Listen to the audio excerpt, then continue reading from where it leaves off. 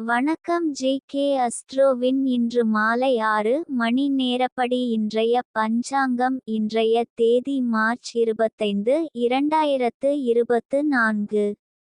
இன்றைய கிழமை திங்கள். இந்நாளிற்கான ராசி கன்னி. இந்நாளிற்கான நட்சத்திரம் ஹஸ்தம் 2ஆம் பாதம். இன்றைய திதி பிரதமை. இன்றைய யோகம் விருத்தி. இன்றைய கரணம் பாலவம். இன்றைய ராசி கும்பம் ராசிக்கு சந்திராஷ்டம ராசியாகும். கன்னி ராசியின் இன்றைய திதி சூன்ய ராசிகள் துலாம், மகரம்.